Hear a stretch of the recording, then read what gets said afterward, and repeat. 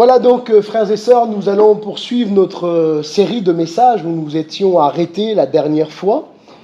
Est-ce que vous savez où on s'était arrêté dans cette série de messages sur le vivre ensemble dans l'Église, donc et série d'études sur les lettres pastorales, les épîtres pastorales. Est-ce que vous saviez où est-ce que nous en étions arrêtés ou pas?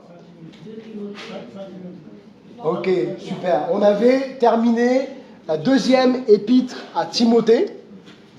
Donc on arrive maintenant à l'épître à Tite. Ok, super. On arrive à l'épître à Tite. L'épître à Tite. Voilà, l'épître à Tite. Et simplement le titre du message de ce matin, c'était pas forcément évident avec les points qui sont évoqués, mais le titre du message de ce matin, c'est « Élu en Jésus ». Élu en Jésus. Et on va voir un peu plus loin dans le message, mais il va y avoir toute une partie introductive pour présenter un peu, bien sûr, cette épître, etc. Je vais essayer pas non plus de trop m'attarder sur chaque détail, mais en tout cas de voir quand même des choses qui sont importantes. Et même, vous savez, dans une introduction d'une épître, d'un livre, il y a aussi des encouragements, je le crois, pour nos vies. Je crois que dans les circonstances que les gens peuvent traverser, par exemple, que Tite peut traverser, eh bien, il y a des encouragements pour nous. Donc, le premier point, on va voir l'introduction à l'épître. Donc, l'épître à Tite, elle se situe donc en troisième position dans nos Bibles, dans les pastorales, dans les épîtres pastorales. C'est 1 Timothée, 2 Timothée et Tite. Mais c'est un choix qui a été fait de regrouper les deux lettres à Timothée, notamment.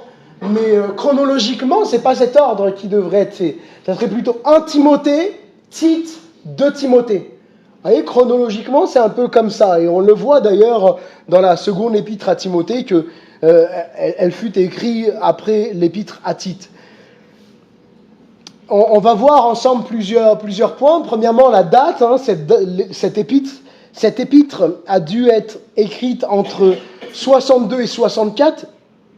Pendant la période de libération entre le premier emprisonnement de Paul, où il avait une certaine liberté, on trouve ça dans Actes 28, 30 à 31, il avait un petit endroit qu'il louait, et les gens pouvaient aller venir. C'était un peu comme sous bracelet électronique, un petit peu, parce qu'il n'y avait pas l'électronique à l'époque, mais voilà, il était gardé, mais c'était une détention plus ou moins paisible par rapport à la deuxième. Je ne veux pas dire que c'est jamais facile d'être détenu, mais c'était une détention plus ou moins où il avait une certaine liberté. Donc, on suppose que ça se situe entre son premier emprisonnement et le deuxième emprisonnement, où là, c'est un emprisonnement plus drastique, où Paul dit à Timothée, ramène-moi mon manteau, voilà, ramène-moi mon manteau, ce qui laisse à supposer que tu es dans un lieu froid, et il dit que il est dans les chaînes, etc. Enfin, on sent vraiment, puis il dit, voilà, je sers de libation, mon temps est venu, etc. On sent vraiment que Paul, par rapport à sa première incarcération, il sent la mort de près, vous voyez. Entre les deux arrestations, on suppose et on en déduit que Paul a continué d'œuvrer, d'aller d'endroit en endroit, et on va le voir un peu plus loin. Donc l'auteur, bien sûr, c'est écrit dès le début, c'est l'apôtre Paul. Bien sûr, n'en déplaise à la critique moderne qui remet en cause la paternité de Paul. Nous croyons en ce qui a toujours été admis dans l'histoire de l'Église, mais surtout parce que notre foi ne repose pas dans l'histoire de l'Église. Notre foi, elle repose dans l'Écriture et dans l'infaillibilité de l'Écriture, dans l'inhérence des écrits bibliques. Nous croyons qu'il n'y a pas d'erreur dans la Bible. Amen. Nous croyons qu'elle est pleinement la parole de Dieu. C'est important dans les temps où nous vivons de le rappeler, où le libéralisme, où tout est remis en question. Le libéralisme, c'est de remettre en question, en cause, l'autorité des Écritures en disant elle n'est pas vraiment la parole de Dieu, elle contient des erreurs et tout ce que vous voulez.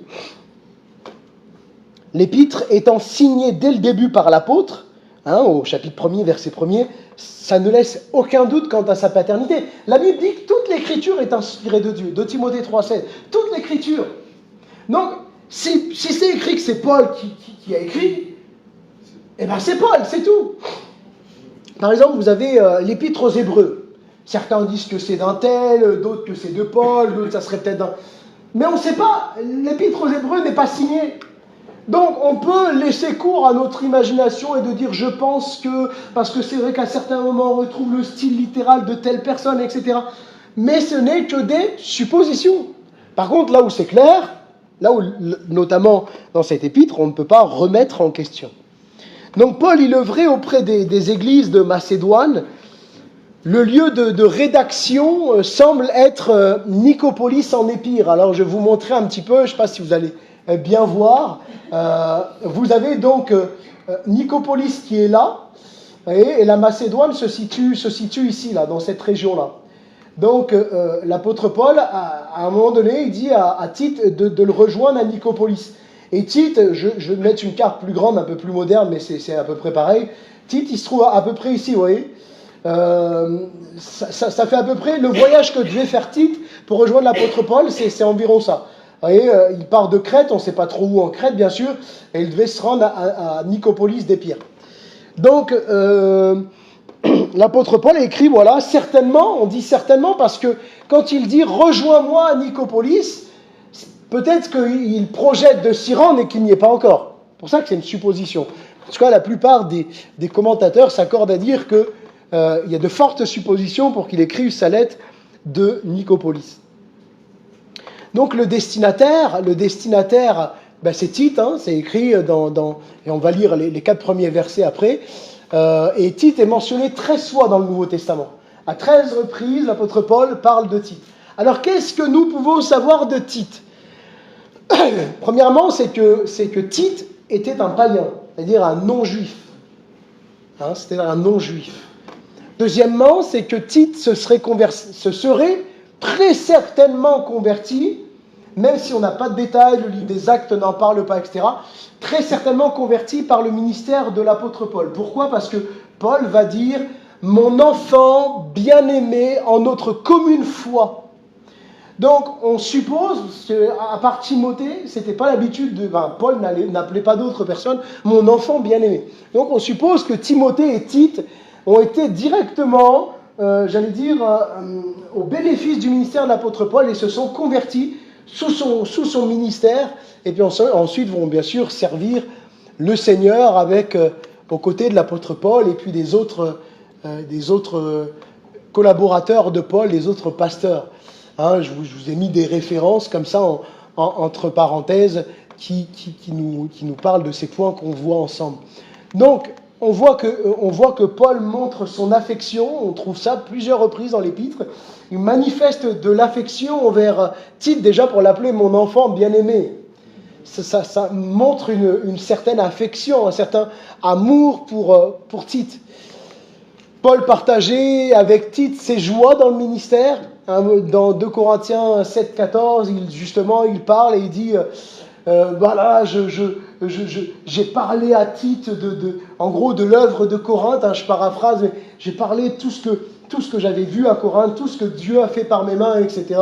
Je paraphrase un petit peu, mais Paul partageait avec Tite ses joies dans le ministère. Tite, c'était quelqu'un qui aimait l'œuvre de Dieu, qui aimait les chrétiens de Corinthe, où il a d'ailleurs exercé son ministère pastoral. Il aimait l'Église, il était empreint de cet amour pour les âmes. Et je crois que c'est vraiment important, aussi bien en tant que chrétien qu'en tant qu'ancien, en tant que pasteur, on doit aimer les âmes. Si à un moment, je pense qu'on n'aime pas les âmes, bien on ne reflète pas Christ tout simplement. On a besoin de demander à Jésus de nous changer, de nous transformer. Donc Tite, il exerce son ministère en Crète au moment de la rédaction de l'épître. On le verra, notamment un peu plus loin. La dernière allusion que Paul fait à son sujet, c'est dans 2 Timothée 4,10, où il rapporte qu'il s'en était allé œuvrer en Dalmatie. C'est pas le pays des Dalmatiens, c'est la Croatie. Je fais un clin d'œil à ma femme là, c'est pourquoi je dis ça. C'est en Croatie moderne, vous voyez, la Croatie actuelle. Certainement, après avoir rejoint Paul à Nicopolis, il va aller donc servir en Dalmatie, en Croatie. Donc le contexte historique, lors de sa libération, avant sa seconde détention qu'il conduira à la mort, Paul est allé sur l'île de Crète où Tite a travaillé quelque temps avec lui. Hein, il dit, je t'ai laissé. Sous-entendu, voilà, j'étais là avec toi et puis je t'ai laissé en Crète, afin que tu puisses régler ce qu'il y avait à régler. On va le voir, rassurez-vous, après. L'apôtre lui a demandé de rester, de continuer l'œuvre, de fortifier les chrétiens. Et avec l'arrivée d'Artémas et de Tychique, qu'on trouve au chapitre 3 au verset 12, qui vont prendre la suite du ministère sur place, Paul voulait que Tite le rejoigne à Nicopolis, afin d'y rester pour l'hiver. Et cette lettre, on trouve ça dans Tite 3,13, et lui est très certainement parvenue par le biais de Zénas et Apollos. Zénas, ça nous parle un peu moins. Apollos, ça nous parle un peu quand même. C'est un collaborateur proche de l'apôtre Paul. Donc le but, quel est le but de cette épître ? L'apôtre prodigue des conseils pastoraux à Tite, qui était responsable de l'œuvre en Crète. Et permettez-moi ce commentaire, c'est que quelque part, par ces précieux conseils inspirés, Paul poursuivait la formation de Tite. On pourrait dire, mais attends, Tite, il avait déjà été en responsabilité dans plusieurs églises, etc. Avait-il besoin encore d'être formé ? Eh bien oui. Je crois que toute notre vie, on est à l'école de Dieu. Je crois que même après 70, 80 ans peut-être de vie chrétienne, de ministère, peut-être même pastoral, responsable, on a besoin d'apprendre. Et des fois, Dieu va même utiliser des personnes qui peut-être démarrent dans la foi, viennent de s'engager avec le Seigneur, et le Seigneur va nous apprendre au travers d'eux. Amen. Et en fait, cela, c'est ce qui nous amène à considérer aussi le ministère avec humilité. Nos pasteurs ne sont pas parfaits. Mince, je viens de faire tomber un mythe là, non ? Non, depuis que je suis arrivé, vous avez compris que le pasteur n'était pas parfait. Nos pasteurs ne sont pas parfaits. Nos anciens ne sont pas parfaits. Ils sont à l'école de Dieu, ils ont besoin d'apprendre du Seigneur, ils font des erreurs, ils se trompent. C'est une réalité. Et ils ont besoin aussi de recevoir, quand cela est nécessaire, des conseils bienveillants pour s'améliorer, pour servir plus efficacement le Seigneur. Le but, c'est ça, c'est de servir plus efficacement le Seigneur. On va voir maintenant qu'on a vu l'introduction, on va voir les enseignements qu'il y a dans les salutations de l'apôtre Paul. On va lire ensemble dans Tite, chapitre 1er, versets 1 à 4. La lecture sera courte ce matin parce que c'est la seule lecture que nous ferons.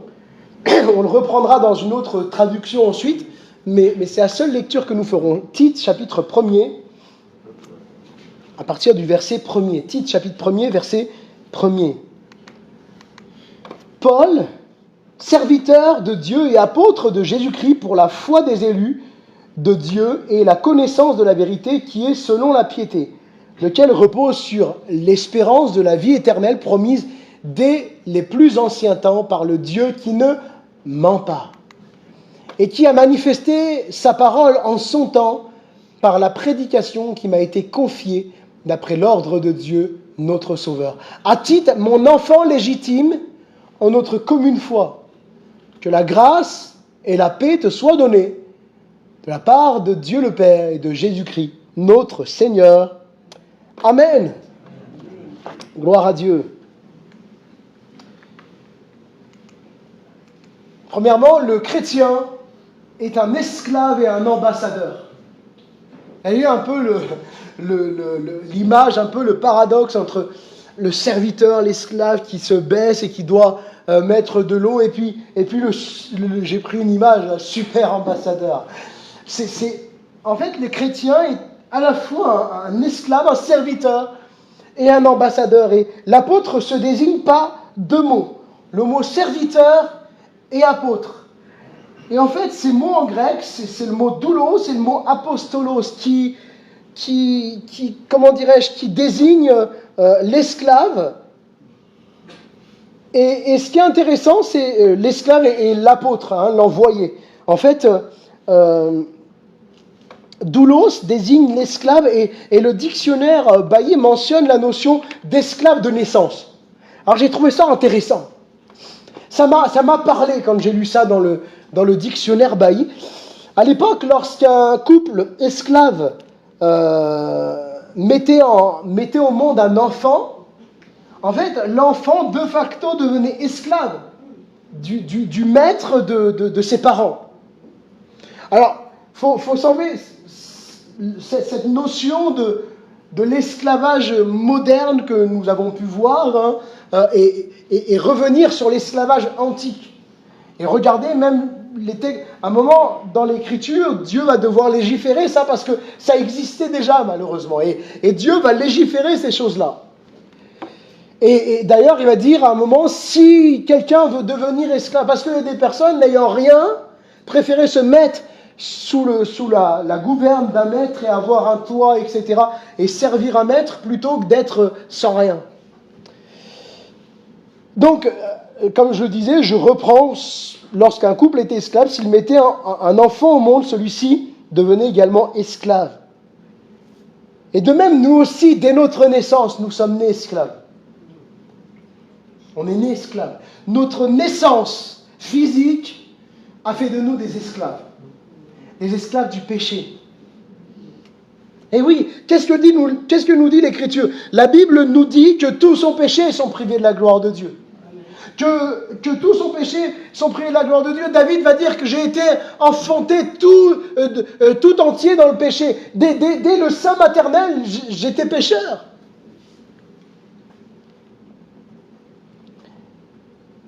Mais nous sommes devenus par notre nouvelle naissance des esclaves de Christ, des serviteurs de Christ.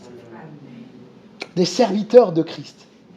2 Pierre, chapitre 2, verset 19, dit « Chacun est esclave de ce qui a triomphé de lui. » Autrefois, sans Jésus, nous étions esclaves du péché. Il a triomphé de nous le péché. Depuis notre tendre enfance, nous passons notre temps à pécher. Le péché, il nous dominait, il nous gouvernait, il triomphait de nous, à tel point de combien de personnes disent « C'est plus fort que moi, j'aimerais m'en sortir, mais j'y arrive pas ». Le péché nous tient esclaves. Il a triomphé de nous. Et ceci dès notre naissance, on est dans le péché. Il y a quelque chose d'extraordinaire, quelque chose de merveilleux. C'est que maintenant, celui qui a triomphé de nous, les pécheurs que nous étions, qui a triomphé du péché et qui a dépouillé les œuvres des ténèbres à la croix, il vit en nous et c'est Jésus. Amen. Et quand on met notre liberté entre les mains de Christ, parce que Paul va dire, est-ce que je ferai de ma liberté une occasion de pécher? Loin de là. Quand on met notre vie dans les mains de Christ, qu'on devient dépendant, esclave, serviteur de Christ, il n'y a rien de plus beau. Parce que Christ a triomphé du péché et de la mort. Christ a triomphé de l'enfer. Et il nous assure, parce qu'il vit en nous, qu'il nous fera triompher. Qu'il te fait triompher. Tu le vois peut-être pas. Tu le sens peut-être pas. Comme Paul va le dire, mais qui me délivrera de ce corps de mort? Tu as l'impression que tu es loin d'être un vainqueur, mais en Christ, tu es vainqueur. Alléluia. Paul va dire, je suis plus que vainqueur. Oui, tu es plus que vainqueur en Jésus. Il a triomphé. Et il a même triomphé de nous-mêmes. Il a même triomphé de moi qui ne voulais pas de Jésus. Amen. Moi qui le refusais. Je vais même vous dire quelque chose. Moi qui ne voulais pas de lui, il a triomphé de ma propre volonté pour pouvoir toucher mon cœur. Pour pouvoir m'attirer à lui dans sa grâce, dans son amour. Alléluia. Ainsi, pour tous ceux qui se sont repentis de leurs péchés, qui croient et qui vivent pour Jésus, ils sont nés nouveaux, ils sont devenus serviteurs de Dieu, et ils ont un désir nouveau en eux, celui d'obéir à leur maître, celui d'obéir à Jésus. Donc ça, c'est pour le mot doulos. Et le mot apostolos, quant à lui, bien sûr, il désigne la notion d'apôtre, et il désigne l'apôtre, les apôtres, mais il y a cette notion dans apostolos d'être un envoyé, un messager, un ambassadeur. C'est également ce que nous sommes en tant que chrétiens, des ambassadeurs qui portent le message de l'Évangile. Alors, je devance un petit peu le dernier chant de Jean-Marie, là, j'ai souri en le voyant, bien qu'il avait envoyé la liste, je n'avais pas percuté. Portons la nouvelle partout. On est des ambassadeurs qui portons une nouvelle, un message. Certains disent, non mais moi, messager, je ne suis pas pasteur, je ne suis pas prédicateur. Tu es quand même un messager, tu es quand même une messagère. Il y a un message en toi, parce que Christ vit en toi. Il a gravé un message en toi. Le message de l'Évangile. Tu en es porteur. Et la Bible dit que nous sommes une lettre écrite, une lettre ouverte. Une lettre qui doit être lue des hommes. Nous sommes, comme Jésus le dira dans Matthieu 5, 14 à 16, des lumières dans ce monde. Et Jésus nous appelle à briller par notre caractère, par notre comportement, par notre façon de nous comporter. Nous devons être des envoyés. On est envoyés dans ce monde. Et d'ailleurs, c'est la mission de l'Église avec un grand E. Jésus n'a pas appelé l'Église, les chrétiens qu'il a fait naître de nouveau, pour faire naître des petits chrétiens qui, eux, vont faire naître des petits chrétiens qui, eux, vont faire naître... Et on s'entretient comme ça. Bien sûr, on veut que nos enfants se convertissent, amen. Et on prie pour ça, on les élève dans les voies de Dieu et on fait tout notre possible pour leur annoncer l'Évangile et pour qu'ils comprennent le message de l'Évangile, bien qu'il n'y a que Dieu qui fait le travail dans le cœur, mais Dieu ne nous appelle pas à vivre en vase clos, enfermés sur nous-mêmes. Jésus, il a envoyé l'Église. Il a dit, allez, et c'est vraiment ça. Derrière cette notion d'envoyer, derrière cette notion d'apôtre, c'est la notion d'envoyer, d'être un messager, un ambassadeur. Et la Bible le dit que nous sommes des ambassadeurs pour Christ. Alors que Dieu puisse vraiment nous aider, vous aider, m'aider en tant qu'ambassadeur. Ce n'est pas toujours facile. On a parfois de la réserve. Je parle pour moi. Hein. Ce n'est pas toujours évident de pouvoir parler de Dieu. C'est vrai, hein. Mais que Dieu nous aide. Que Dieu nous fasse grâce. Que Dieu mette des situations, des occasions pour que nous puissions être un peu plus chaque jour cet ambassadeur. Donc nous sommes à la fois des serviteurs, des esclaves et des ambassadeurs. Bien qu'effectivement, comme je le dis, le terme d'apôtre désigne le ministère de l'apôtre Paul. Mais même là, cette application, elle est forte parce que nous sommes des messagers, des ambassadeurs, des gens que Dieu envoie. Il nous sauve pas pour nous emmener tout de suite au ciel, hein, et puis dire ça y est, c'est bon, je l'éloigne du monde. Non, Jésus dit, ils sont dans le monde, mais ils ne sont plus du monde. Et si on est encore dans le monde, c'est pour être ces messagers, ces ambassadeurs. J'avance dans mon message. Le dessein d'élection passe par la prédication. Et on va le voir, on va voir ensemble peut-être, on n'est pas familiarisé avec cette doctrine de l'élection. C'est vrai qu'on, ce n'est pas des messages qu'on entend souvent prêcher, mais pourtant c'est quelque chose de biblique. Je n'invente pas le fil à couper le beurre ce matin. Alors oui, je suis d'accord que dans les milieux théologiques, il y a, on parle de disputation. Hein, les disputations, à l'époque, c'était les débats. C'est vrai, ça existe ce mot-là. Hein. Disputation, je n'invente pas toujours des mots. Hein. À l'époque, on parlait de disputation, c'était un peu des débats entre différents courants théologiques. Et il y a eu effectivement, et il y a toujours dans le milieu théologique, ces deux grands courants qui n'arrivent pas à se mettre d'accord. En même temps, il y a des choses qui nous dépassent. Qui peut dire, avec son intelligence, j'ai compris en intégralité la Trinité? Qui peut dire, je suis capable de l'expliquer parfaitement, que Dieu est un et en même temps trois personnes, et plus on pousse, et plus on pousse, et plus on pousse, et plus on s'aperçoit qu'on a des limites intellectuelles. Et là, je vous parle de la Trinité, mais il y a plein d'autres sujets. C'est des choses qui parfois nous dépassent. Alors on essaye de le conceptualiser, de l'expliquer, de le comprendre. Et vous avez deux grands courants qui traitent de l'élection. Vous avez ce qu'on appelle l'arminianisme et le calvinisme. Jacobus Arminius et Jean Calvin. L'un qui va dire, donc l'arminianisme qui va dire que Dieu nous a élus parce qu'il savait que nous allions croire. Donc il nous a élus, j'allais dire, je ne sais pas si on peut dire par anticipation, il savait que nous allions croire, donc il nous a élus de toute éternité. Et le calvinisme qui dit que Dieu nous a élus souverainement. Que Dieu a déterminé qu'il nous a élus pour le salut. Je ne vais pas rentrer dans le débat ce matin. Je vais juste vous parler de l'élection. On va parler pendant quelques instants de ces textes qui nous parlent que avant qu'on choisisse Jésus, il nous avait déjà choisis, quoi.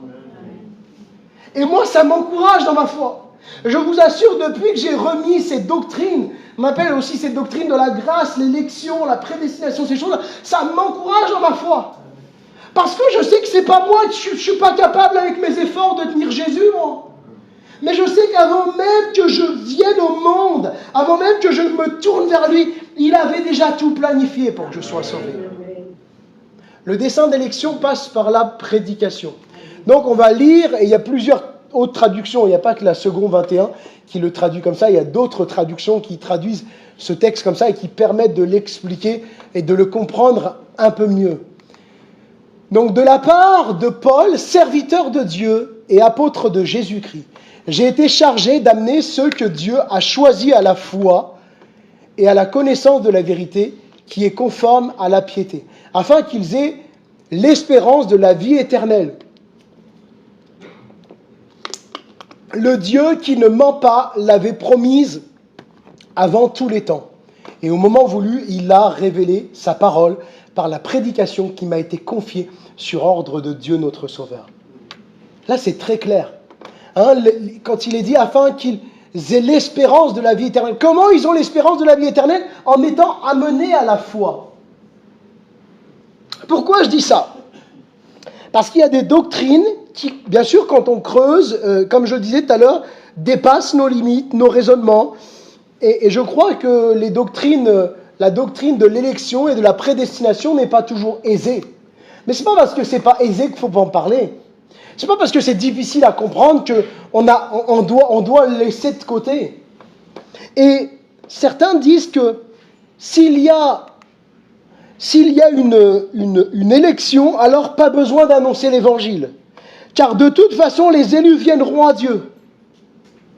Et je parlais même avec un collègue pasteur, là, cette semaine, avec qui on échangeait, et qui me disait, j'ai même entendu un jour des gens dire de toute façon, même s'ils n'entendent jamais l'évangile, ils viendront à Dieu quand même, parce qu'ils sont élus. Eh bien, ce raisonnement n'est tout simplement pas biblique. C'est pas biblique. C'est pas biblique. Et on va voir pourquoi. Car la Bible parle du dessein d'élection, mais la Bible nous ordonne l'évangélisation. C'est un ordre du Seigneur. Alors pour ceux qui disent, il n'y a pas besoin d'évangéliser, si Dieu reconnaîtra ses élus, etc. Eh bien, si tu dis ça, tu vas à l'encontre d'un ordre de Christ. Jésus a ordonné à son Église d'aller par tout le monde, d'annoncer la bonne nouvelle, de faire des disciples, de les baptiser, de les enseigner. C'est un ordre du Seigneur. C'est comme si quelqu'un disait, moi je me suis converti, vraiment je me suis repenti de mes péchés, mais le baptême, ça sert à quoi le baptême? J'ai discuté un jour avec une personne comme ça. On mettait tout en question. Le mariage, ça sert... Je disais chrétienne évangélique. Le mariage, ça sert à quoi? Puis le baptême, ça sert à quoi? Mais excusez-moi, j'espère ne pas vous choquer. On s'en fiche de savoir à quoi ça sert. Jésus nous dit de le faire. Amen. C'est tout. Alors bien sûr, le Seigneur, il nous explique pourquoi. Mais parfois, on est là, non, mais ça sert à quoi? Mais le Seigneur, il nous le dit de le faire. Il nous dit. Paul, ici, souligne que la prédication de l'Évangile est indispensable et qu'elle fait partie du plan de Dieu pour attirer les élus. La prédication est prévue dans le plan éternel d'élection. Romains chapitre 10, versets 13 à 14, nous le montre, je ne sais pas si j'ai noté les passages, ouais voilà, nous le montre très clairement. Car quiconque invoquera le nom du Seigneur Jésus sera sauvé. Déjà, ça a bien cassé ceux qui disent pas besoin d'évangéliser, et puis de toute façon, si un élu, de toute façon, s'il n'a pas entendu l'évangile, regardez ce qui est écrit, quiconque invoquera le nom du Seigneur sera sauvé. Et là, c'est clairement marqué. Comment donc invoqueront-ils celui en qui ils n'ont pas cru? Et comment croiront-ils en celui dont ils n'ont pas entendu parler? Et comment entendront-ils parler s'il n'y a personne qui prêche? Je veux changer juste le personne. Et comment entendront-ils parler si l'Église ne prêche pas? Si chaque croyant, nous ne sommes pas une prédication vivante de l'Évangile, comment entendront-ils parler si personne ne parle? C'est un encouragement. L'apôtre Paul ne se contredit pas, bien au contraire. C'est un encouragement à l'évangélisation. C'est un encouragement à annoncer l'Évangile. Parce que il faut qu'il y ait repentance pour être sauvé. Invoquer le nom du Seigneur. Et pour qu'il y ait repentance, il faut que le message de l'Évangile soit clairement annoncé. On peut partir sur des exceptions, mais je connais quelqu'un au fond de la Cambrousse, il n'avait rien entendu de l'Évangile, mais il a eu une révélation de Jésus qui lui a dit, il faut que tu te repentes, et il s'est repenti. D'accord, mais c'est une exception. On ne peut pas en faire une règle. Et nous, les êtres humains, on est des professionnels pour prendre des exceptions et en faire des règles. Ou même prendre des textes, ce qu'on appelle dans la Bible descriptifs. Ils décrivent une situation et on en fait un texte normatif, c'est-à-dire on en fait un texte doctrinal, alors que le texte nous décrit une situation.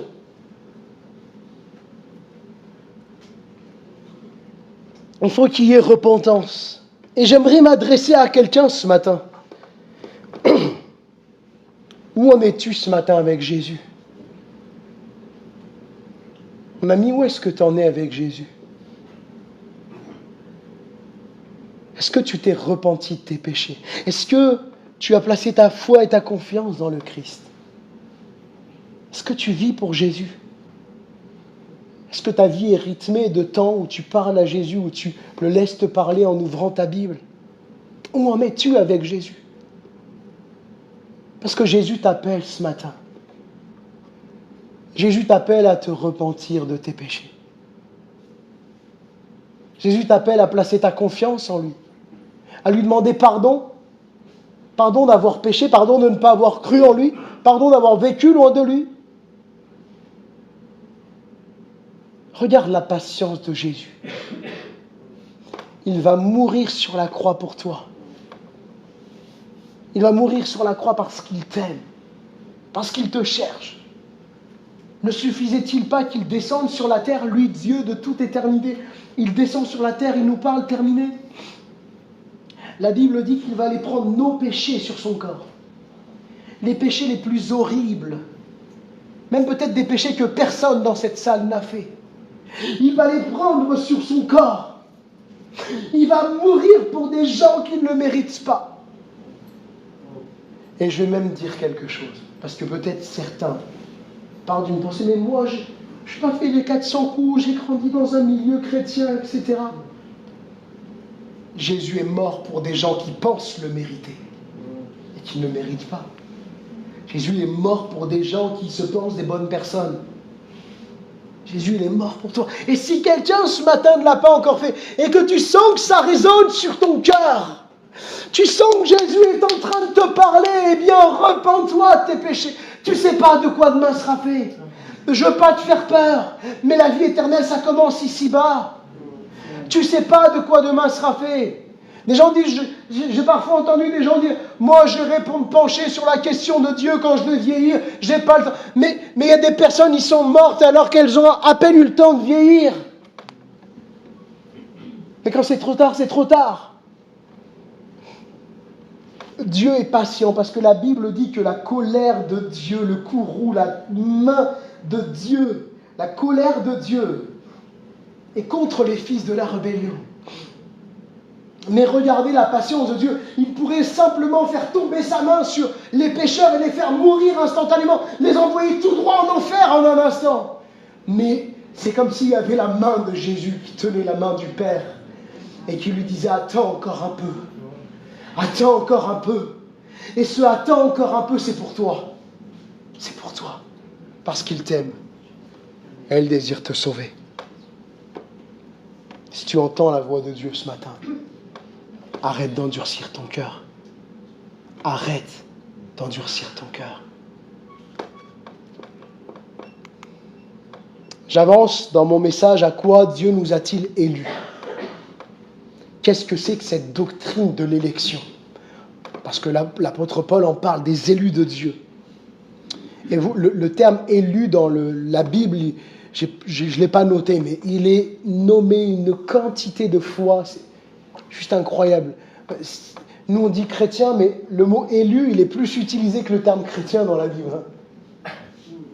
Alors, je ne les ai pas recensés toutes les fois où il est parlé des élus.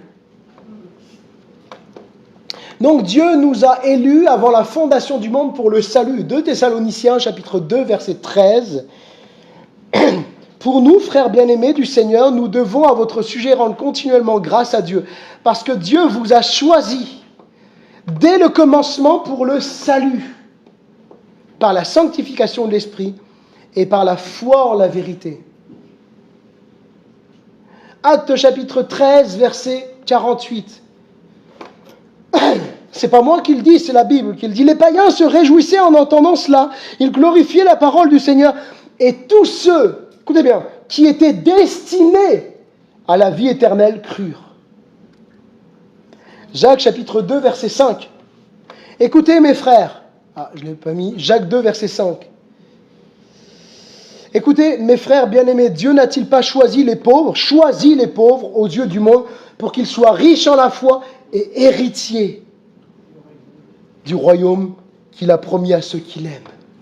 Héritier. Il nous a élus pour être héritiers du royaume de Dieu. Alléluia. Et puis, Éphésiens chapitre 4, verset... Alors, je me perds un peu là dans mes notes. Éphésiens chapitre 4, Éphésiens chapitre 1er, verset 4 à 5. En lui, Dieu nous a élus avant la fondation du monde pour que nous soyons saints, irrépréhensibles devant lui. Il faut savoir qu'on ne peut pas être sauvé si on n'est pas saint, si on n'est pas sanctifié, si on n'est pas purifié par le Christ.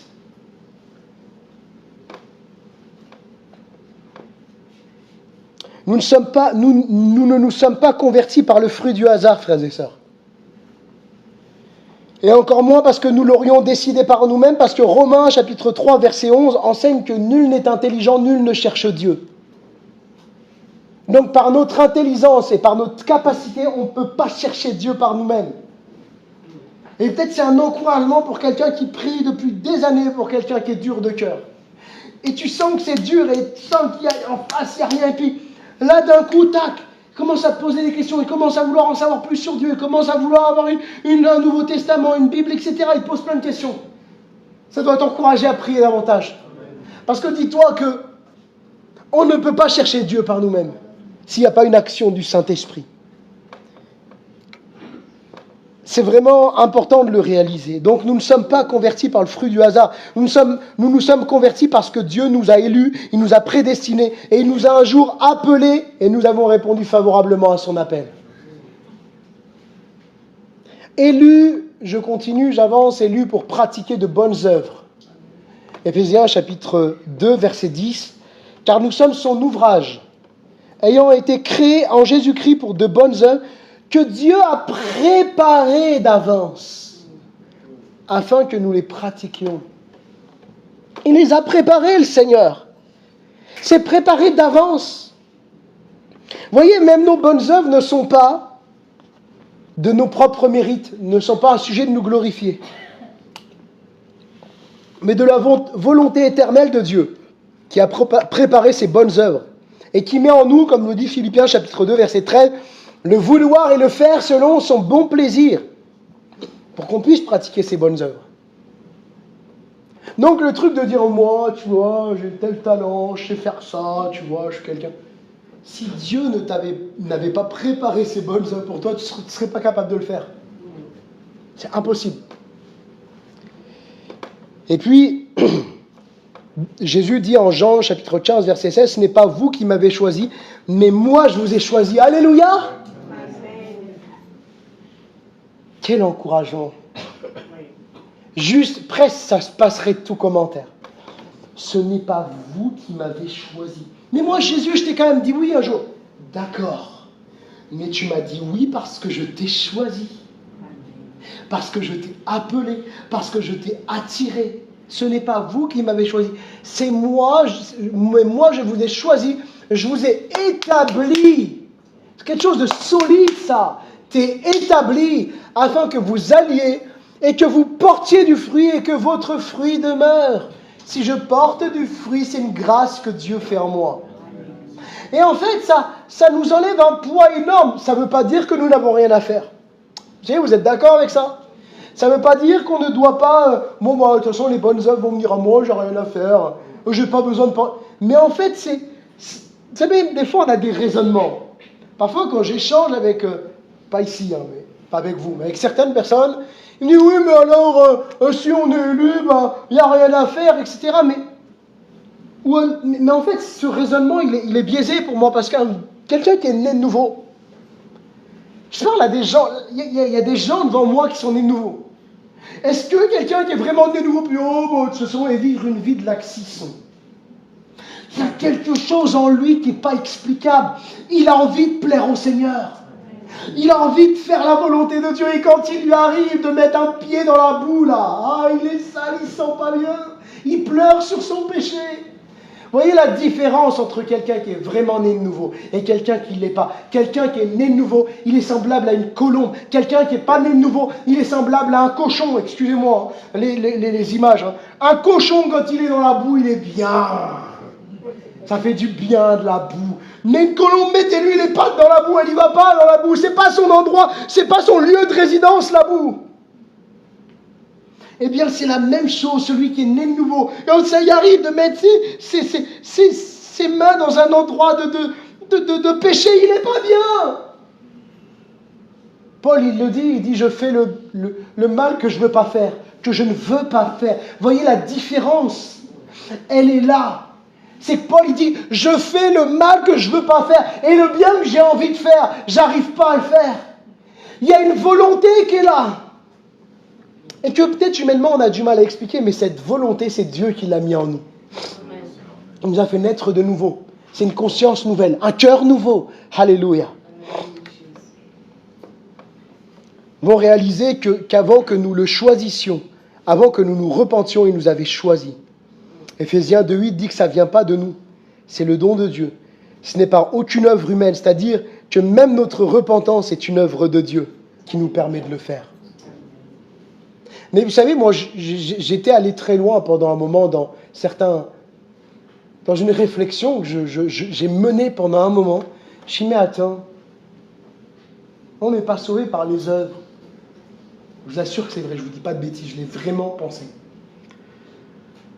On n'est pas sauvé par les œuvres, mais quand je me repens, c'est moi qui fais, donc c'est une œuvre quelque part. J'en étais arrivé à dire qu'on n'était pas sauvé par les œuvres, mais qu'il y avait quand même une œuvre qui nous sauvait, c'était la repentance. Il y a juste de dire qu'il y a une œuvre qui nous sauve, c'est déjà s'attribuer le mérite de notre salut. Même la repentance, c'est Dieu qui nous amène à la repentance. C'est Dieu qui nous convainc de péché, de justice et de jugement. Sans conviction de péché, pas de repentance possible. Allez, j'avance. Élu pour pratiquer de bonnes œuvres, élu pour devenir, alléluia, conforme à Jésus. Romains chapitre 8, versets 29 à 30.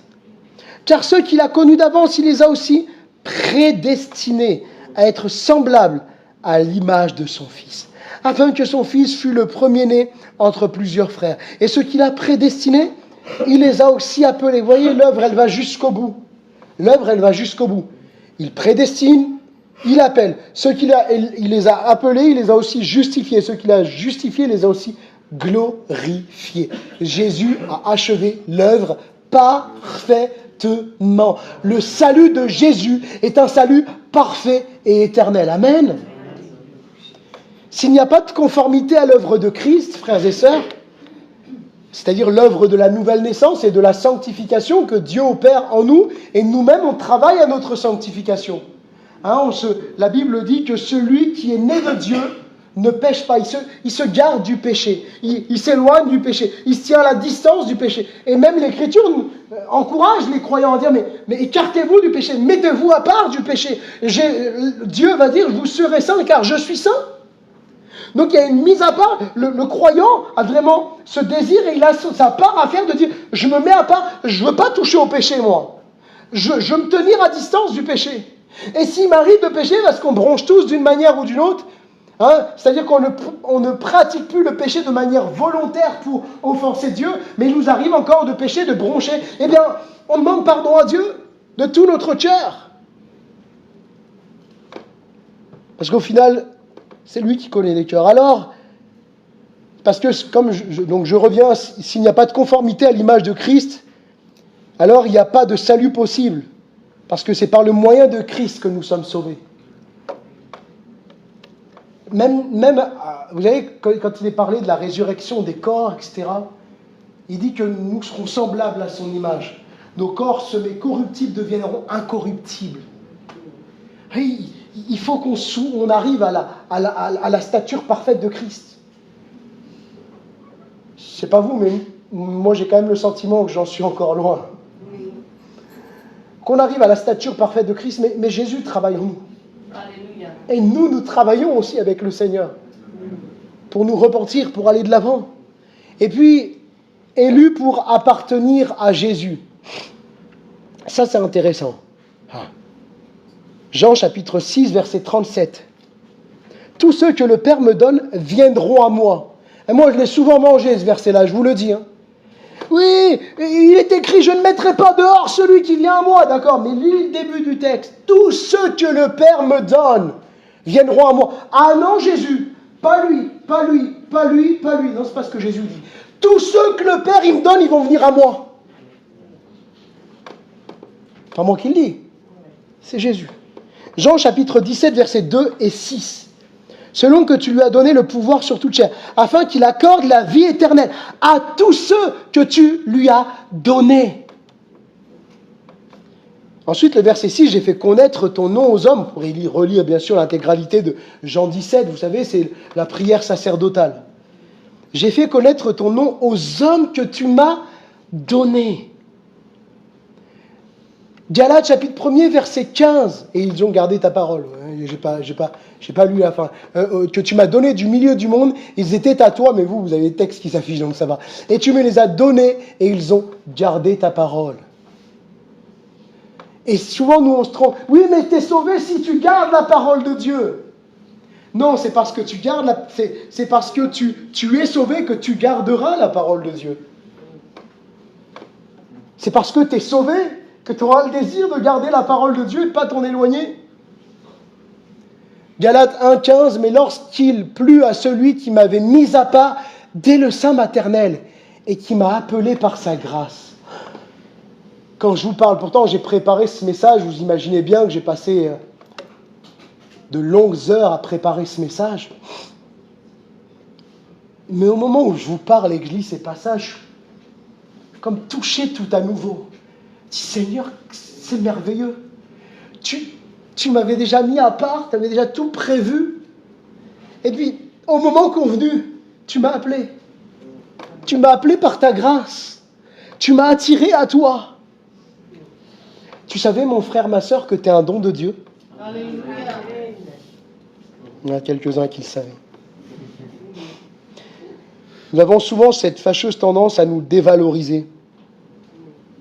Certains ont l'autre tendance excessive avec la montée de tout ce qui est l'anthropocentrisme, tout centré sur l'homme, de se valoriser à outrance. Mais l'être humain, il a cette tendance à se dévaloriser. Mais il faut trouver un juste milieu pour ne pas tomber dans un excès ou un autre. Nous que Dieu a fait naître de nouveau. Jésus dit de ses élus qui lui ont été donnés par le Père. Ce que tu m'as donné. Donc, si le Père a donné à Jésus, si le Père t'a donné toi à Jésus, t'es donc un don de Dieu. Amen. Seigneur, quelle grâce. Je ne sais pas vous, mais moi des fois, j'ai envie de dire, le Père, il t'a pas fait un super cadeau, Seigneur. Avec moi, je parle pour moi. Mais il transforme ce cadeau. Il change. Il nous transforme de gloire en gloire. Réalisons-le chaque fois que vient l'épreuve, le découragement. Mon frère, ma sœur, tu appartiens à Jésus. Tu es un don que le Père a fait à Jésus. Et c'est lui qui te garde. C'est lui qui prend soin de toi. Amen. Et je termine vraiment, c'est en conclusion. le verset premier, j'ai été chargé d'amener ceux que Dieu a choisis à la foi et à la connaissance de la vérité qui est conforme à la piété, afin qu'ils aient l'espérance de la vie éternelle. Le dessein d'élection ne nous incite pas à la paresse, mais à l'ardiesse. Il ne nous incite pas à l'inaction, mais à l'évangélisation. Ce dessein d'élection appartient à Dieu. Nous ne savons pas qui est élu. Nous ne savons pas qui Dieu a élu dans sa préscience, dans sa souveraineté. Je crois que c'est bien comme ça. Parce que si on le savait, on dirait, tiens, j'irai vers lui. Mais Jésus veut que le message soit prêché à toute la création. Toute la création. Comme ça, personne ne sera tenu pour non responsable devant Dieu. Le pécheur, il périt à cause de son péché. Celui qui est sauvé, il est sauvé grâce à Dieu. Dans son plan parfait, il a voulu que l'évangile soit annoncé à tous afin de nous rendre tous responsables devant l'appel de la croix. De la même façon que Paul pouvait dire qu'il a été chargé d'amener ceux que Dieu a choisis, ceux que Dieu a élus à la foi, il en est aussi de la mission de l'Église. Annoncer à tous la bonne nouvelle de l'Évangile en comptant sur son esprit qui attire les âmes à lui. Notre mission, c'est de témoigner de ce que Jésus a fait, de ce qu'il est. Et croyons que Dieu, dans son plan prévu de toute éternité, il l'attirera à lui. La doctrine de l'élection nous pousse à l'évangélisation. Parce que c'est notre mission, c'est un ordre de Christ, un commandement de Christ à son Église. Allez annoncer l'Évangile. Oui, mais Seigneur, peut-être que et j'ai entendu parler de l'élection, je n'ai pas tout compris au passage, mais j'ai entendu parler de l'élection et les élus et machin, mais c'est qui les élus? Mais ça, le Seigneur, elle ne nous dira pas. Notre devoir, c'est d'évangéliser. Il y en a trop qui se perdent. Il y en a trop qui... comment croire... C'est un moteur, ce texte, que l'apôtre Paul dit, mais comment croiront-ils s'il n'y a personne qui prêche? Alors que frères et sœurs, que Dieu nous aide, que Dieu nous fasse grâce, et que nous soyons ces porteurs de la bonne nouvelle de l'Évangile. Et je crois que pour terminer ce message, on va prier. Je demande aux musiciens de revenir parce que il va falloir que tu le chantes, ton chant, Jean-Marie. Je crois qu'il s'y prête bien, n'est-ce pas? Portons la nouvelle partout. Répandons-la autour de nous. Alléluia.